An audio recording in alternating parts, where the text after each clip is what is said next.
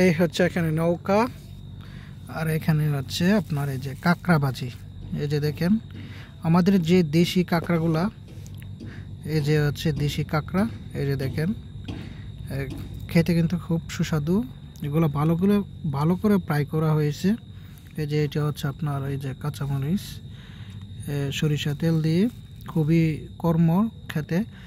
আর এই যে দেখেন আমরা নৌকার মাঝে আছি, আর এই যে দেখেন নদীর পানি এই যে চিকচিক করতেছে।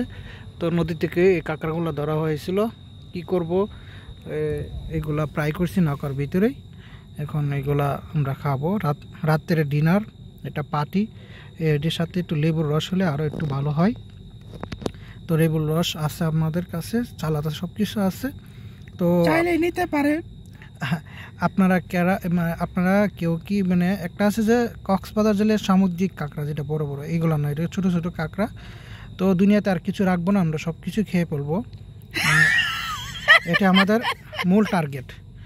কোনো কিছু সমুদ্রে কোনো কিছু পালানো যাবে না। এই যে এগুলো দেখছেন সিপাকাঠিরা, আবার অনেকে ভাববেন না যে বলদা চিংড়ি সিপাকাঠি কিন্তু ঠিক আছে, বুঝতে পারছেন? তো ওকে, ভালো থাকবেন, বেশি বেশি কাঁকড়া হবেন। কাঁকড়া খেলে আপনাদের শরীরের যে হাড্ডির যে ক্যালসিয়ামের আপনার যারা ঘাটতি পূরণ করবে। তো ভালো থাকবেন।